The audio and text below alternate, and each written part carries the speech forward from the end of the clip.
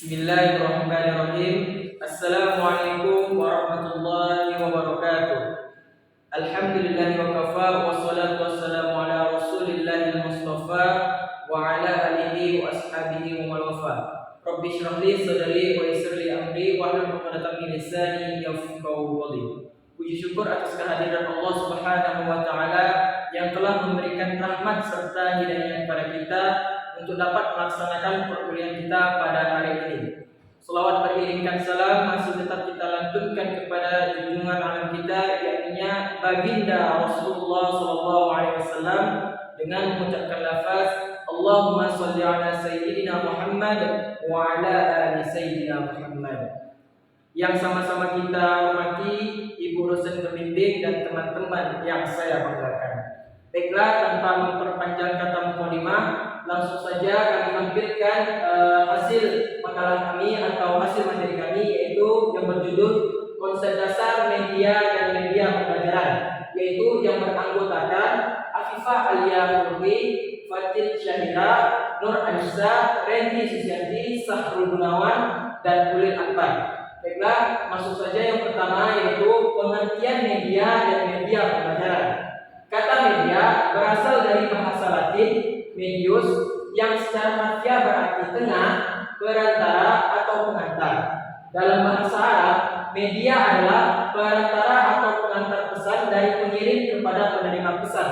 Jadi, media adalah alat yang menyampaikan atau mengantarkan pesan-pesan pengajaran. Ada beberapa para ahli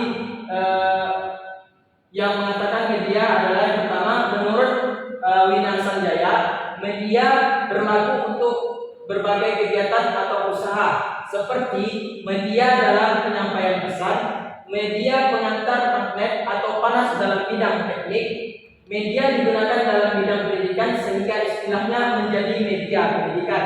Yang kedua, menurut Dina Indriana, menjelaskan bahwa media adalah alat bantu yang sangat bermanfaat bagi para siswa dan pendidik dalam proses belajar dan mengajar. Sedangkan menurut Association of Education Communication Technology tahun 1979 mengartikan media sebagai bentuk saluran untuk proses transmisi informasi. Dari berdasarkan beberapa pendapat tersebut, dapat kita simpulkan bahwa media adalah alat bantu yang digunakan untuk menyampaikan pesan dari pengirim pesan kepada penerima pesan. Dan adapun pengertian media pembelajaran, menurut beberapa ahli diantaranya, yang pertama yaitu menurut Yusuf Hadi Miarso, media pembelajaran adalah segala sesuatu yang digunakan untuk menyalurkan pesan serta dapat merangsang pikiran, perasaan, perhatian, kemampuan si belajar sehingga dapat mendorong terjadinya proses belajar yang disengaja, bertujuan, dan terkendali. Yang kedua, menurut Nasution, media pembelajaran adalah sebagai alat bantu mengajar, yakni menunjang penggunaan metode mengajar yang dipergunakan guru. Selanjutnya, menurut Azhar Arsyaid, media pembelajaran adalah segala sesuatu yang dapat digunakan untuk menyampaikan pesan atau informasi dalam proses belajar mengajar, sehingga dapat merangsang perhatian dan minat siswa dalam belajar. Berdasarkan uraian para ahli tersebut, maka dapat disimpulkan bahwa yang dimaksud dengan media pembelajaran adalah alat yang dapat membantu proses belajar mengajar sehingga makna pesan yang disampaikan menjadi lebih jelas dan tujuan pendidikan atau pembelajaran dapat tercapai dengan efektif dan efisien. Selanjutnya akan dilanjutkan oleh teman saya.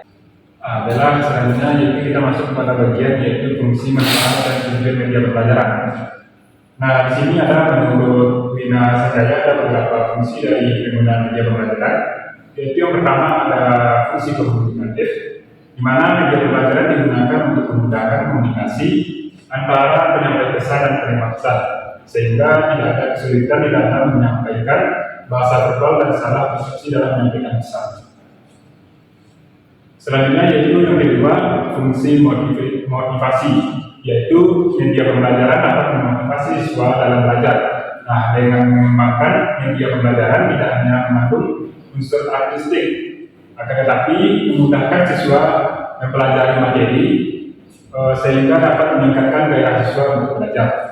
Nah, yang ketiga adalah fungsi kebermaknaan, yaitu kegunaan media pembelajaran dapat lebih bermakna, yaitu pembelajaran bukan hanya meningkatkan penambahan informasi, tetapi di sini juga dapat meningkatkan kemampuan siswa untuk menganalisis dan mencerita.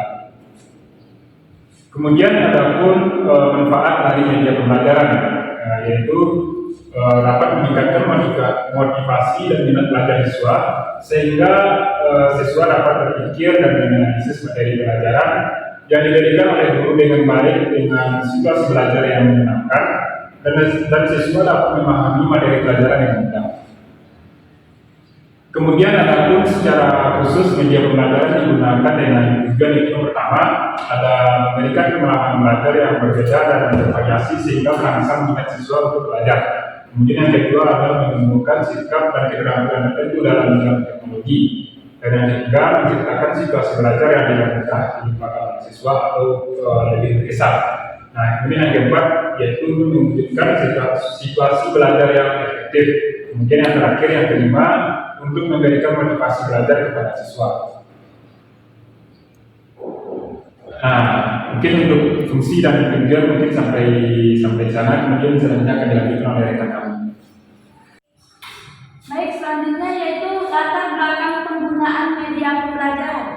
Media pembelajaran merupakan sebuah sarana pembelajaran yang digunakan oleh seseorang dengan menggunakan alat yang dibuat untuk memudahkan dalam penyampaian materi ketika mengajar di sekolah.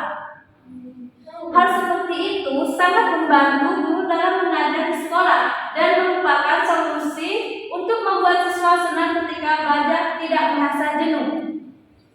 Selanjutnya, proses belajar mengajar media pembelajaran juga dapat membangkitkan semangat belajar dan minat dari siswa yang tinggi. Selain itu juga dapat membangkitkan motivasi belajar siswa dan bahkan membawa pengaruh psikologis terhadap siswa. Pemakaian atau penggunaan media juga dapat meningkatkan pemahaman siswa terhadap pelajaran di sekolah.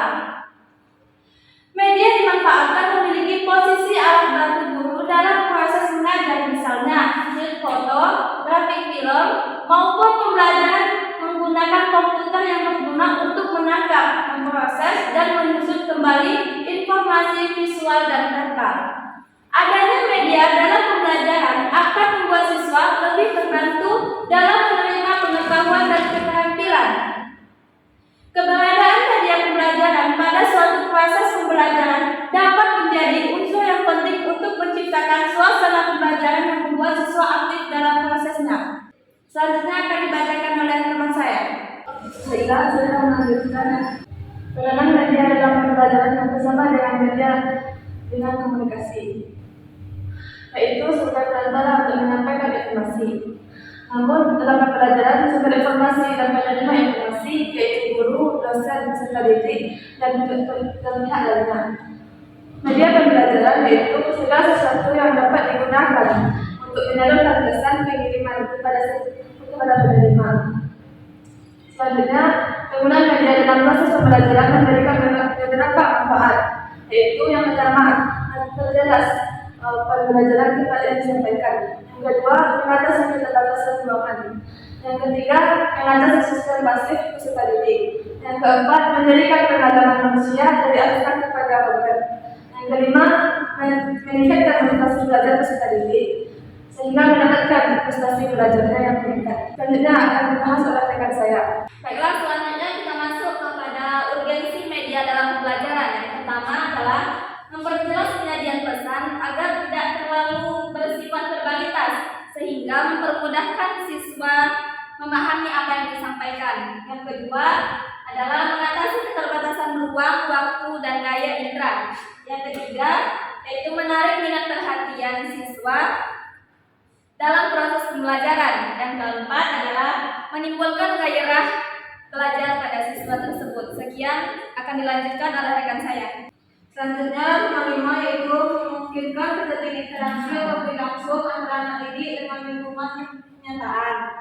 Yang keenam, memungkinkan anak didik belajar sendiri meningkatkan pengalaman dan persepsi antar siswa dalam menerima pesan. Dengan demikian, agensi media dalam proses pembelajaran memiliki kedudukan yang sangat signifikan, bahkan boleh dikatakan saja dengan metode yang digunakan dalam proses pembelajaran.